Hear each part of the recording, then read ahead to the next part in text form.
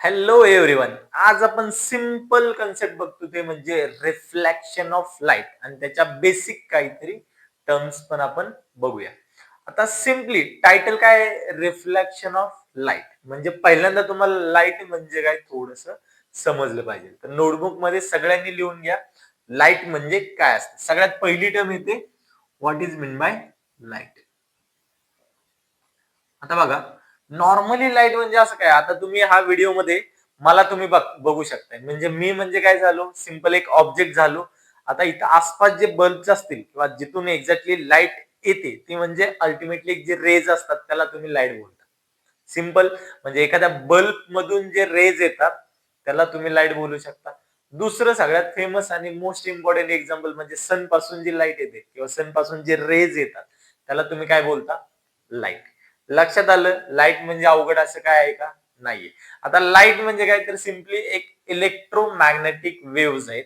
आता ते dual nature दाखवतात. आता फर्स्ट वन लाईट मध्ये लक्षात ठेवा हे काय असतं तर एक इलेक्ट्रोमॅग्नेटिक वेव्ह.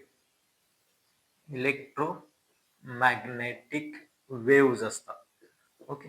आता वेव्ह का म्हणतो तर नॉर्मली लाईट जे असतं ना ते ड्युएल नेचर दाखवतं. ड्युएल नेचर म्हणजे सिंपल काय तर लाईट जर मी अज्युम केली लाईट बघा ट्रॅव्हल ज्यावेळेस करते आता सन पासून जी लाईट आपल्याकडे येते ती लाईट ट्रॅव्हल करताना वेव्ह फॉर्म मध्ये ट्रॅव्हल करते.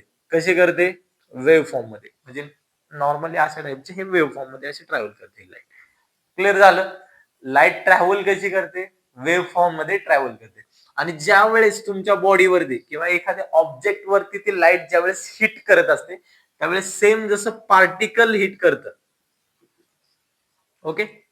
पार्टिकल जसं हिट करतं सेम तशी लाईट हिट करते. म्हणजे पार्टिकल ज्यावेळेस हिट करते एखाद्या बॉडीवरती त्यावेळेस ते जे काय प्रॉपर्टी दाखवतं सेम हे लाईट पण तुमची सेम प्रॉपर्टी दाखवते. फोटॉन पार्टिकल असतात ते नॉर्मली ज्यावेळेस हिट करतात सेम पार्टिकल नेचर दाखवतात.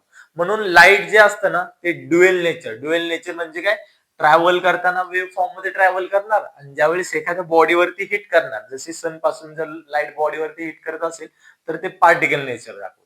इथं ड्युएल नेचर आलं लाईटच्या बाबतीत. लाईटच्या बाबतीत सगळ्यात बेसिक टर्म लक्षात ठेवलं हे एक इलेक्ट्रोमॅग्नेटिक वेव्ह फॉर्म आहे आणि ज्याच्यामध्ये ड्युएल नेचर ऑफ लाईट दिसून येतं. आता वेव्ह फॉर्म जे असतं त्याच्यामध्ये एक दोन फिनॉमिना असतात. त्यामध्ये एक येतो रिफ्लेक्शन. हा एक फिनॉमिना जो येतो तो वेव्ह नेचर मध्ये येतो आणि दुसरा येतो रिफ्रॅक्शन. दोन फिनॉमिना लक्षात आले. एक तर कोणता रिफ्लेक्शन ऑफ लाईट आणि दुसरा फिनॉमिना कोणता असतो रिफ्लेक्शन ऑफ. हे वेव्ह नेचर मध्ये लाईटच्या वेव्ह नेचर मध्ये ज्यावेळेस असेल ना त्यावेळेस तुम्हाला दिसेल. आणि नेक्स्ट पार्टिकल नेचर मध्ये असतो फोटो इलेक्ट्रिक इफेक्ट.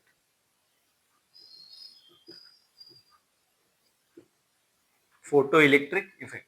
आज आपण रिफ्लेक्शन ऑफ लाईट ह्याच्याबद्दल डिस्कशन करतो. फ्युचर मध्ये फोटो इलेक्ट्रिक आणि रिफ्रॅक्शन याच्यावरती पण आपण व्हिडिओ बनवणार आहोत. म्हणजे आपण आता सध्याला काय बघतोय की ज्यावेळेस लाईट ट्रॅव्हल करते म्हणजे सन जो असेल जो एखादा सोर्स असेल तिथून लाईट ज्यावेळेस ट्रॅव्हल करते आणि ट्रॅव्हल कशी करते तर वेव्ह फॉर्म मध्ये करते.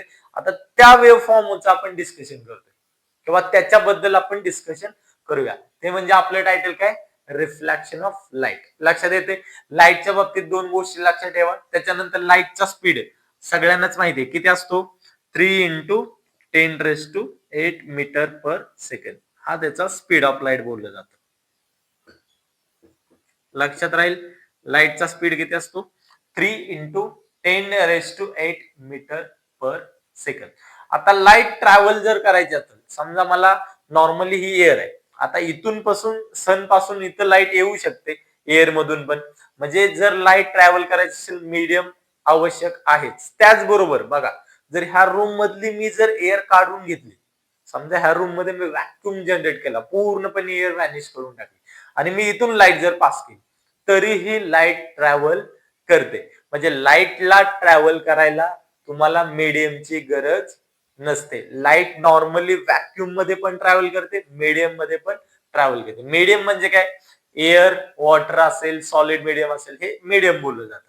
आणि व्हॅक्यूम जे असते नॉर्मली स्पेस मध्ये व्हॅक्यूम असते तरी पण तुमची लाईट अर्थ पर्यंत पोहोचते. याचा अर्थ काय लाईट ट्रॅव्हल करायला कोणत्याही मीडियमची गरज नसते. हे बेसिक लक्षात ठेवा लाईटच्या बाबतीत. लाईट ट्रॅव्हल कशी करते, वेव्ह फॉर्म मध्ये ट्रॅव्हल करते. नेक्स्ट त्याच्यानंतर त्याला मीडियमची गरज नाही, लाईटचा स्पीड काय असतो. 2-3 पॅरामीटर तुम्हाला इम्पॉर्टंट आहे. आता याच्यानंतर एक्झॅक्टली बघू आपण रिफ्लेक्शन ऑफ लाईट म्हणजे काय.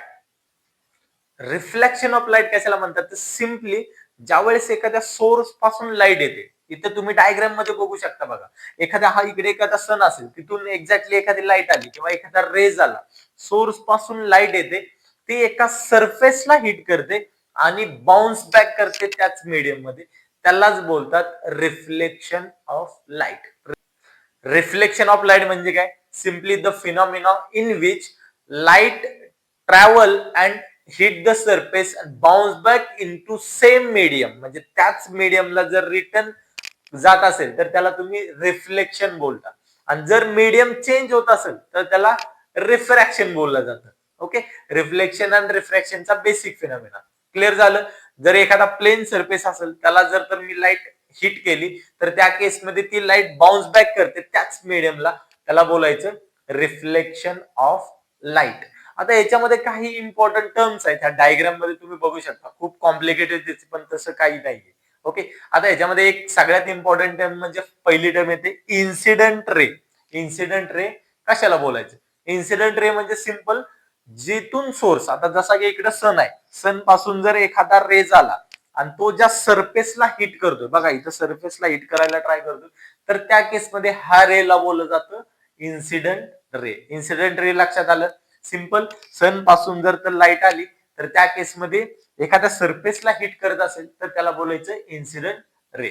आता दुसरा असतो रिफ्लेक्टेड रे. दुसरा कोणता, रिफ्लेक्टेड रे. रिफ्लेक्टेड म्हणजे काय, जो तुमचा इन्सिडेंट रे येतो, सरफेसला हिट करतो, जो की इथं दिसतोय, सरफेसला हिट करतो आणि त्याच्यानंतर एक्झॅक्टली बाउन्स बॅक करून त्याच मीडियमला रिटर्न जातो, त्याला बोलायचं रिफ्लेक्टेड रे. रिफ्लेक्टेड रे लक्षात आलं, इन्सिडेंट रे लक्षात ठेवा. आता थर्ड वन येते म्हणजे नॉर्मल. नॉर्मल कशाला बोलतात, तुमचा जर प्लेन सरफेस बघा, प्लेन सरफेसला जी परपेंडिक्युलर लाईन दिसते, काय बोलतो मी, प्लेन सरफेस जे दिसतोय, हॉरिझॉन्टल प्लेन सरफेस, त्याला एक्झॅक्टली जी परपेंडिक्युलर 90 डिग्री मध्ये जी तुम्ही लाईन ड्रॉ करता, इमॅजिनरी लाईन, तो तुमचा नॉर्मल असतो. क्लिअर, नॉर्मल समजलं, प्लेन सरफेसला जी परपेंडिक्युलर लाईन असते त्याला तुम्ही नॉर्मल बोलता. आता 3 टर्म्स लक्षात ठेवले, एक इन्सिडेंट रे, दुसरा रिफ्लेक्टेड रे आणि थर्ड वन नॉर्मल.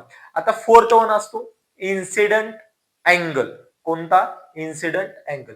शब्द ऑलरेडी सांगतोय बघा, इन्सिडेंट म्हणजे इथं काय असणार आहे, तुमचा जो इन्सिडेंट रे असणार आहे तो नॉर्मल बरोबर जो अँगल बनवतो तो तुमचा इन्सिडेंट अँगल.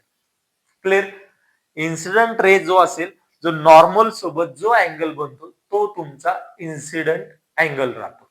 आता नेक्स्ट कुठला असतो, रिफ्लेक्टेड अँगल. रिफ्लेक्टेड कशाला बोलायचं, नॉर्मली जे तुमचे रिफ्लेक्टेड रेज आहे, जे बाहेर जाणारे, बाउन्स बॅक करणारे, तो नॉर्मल सोबत जो अँगल असतो तो रिफ्लेक्टेड अँगल असतो. जसा इन्सिडेंट अँगल असतो सेम तसा रिफ्लेक्टेड अँगल असतो.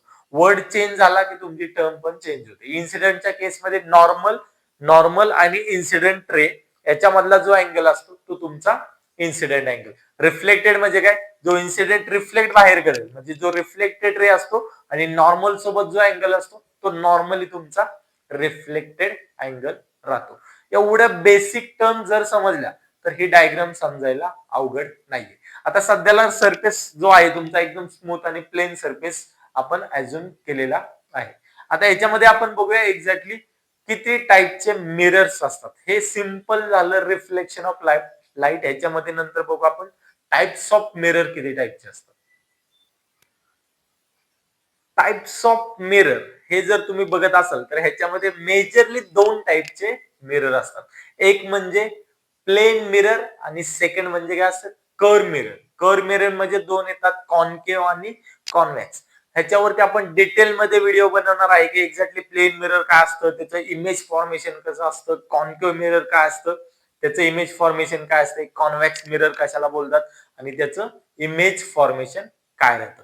आता ज्यावेळेस लाईट, मी प्लेन मिरर बद्दल डिस्कशन करतो, ज्यावेळेस लाईट एखाद्या पर्टिक्युलर अँगलनं, जे की डायग्राम मध्ये आता दिसतंय, पर्टिक्युलर अँगलनं जर एखादी लाईट इन्सिडेंट झालेली असेल तर त्या केसमध्ये काही लॉज असतात, त्याला बोलतात लॉज ऑफ रिफ्लेक्शन. त्यातला सगळ्यात पहिला आणि बेसिक लॉ काय सांगतो, तुमचा इन्सिडेंट अँगल जो आहे.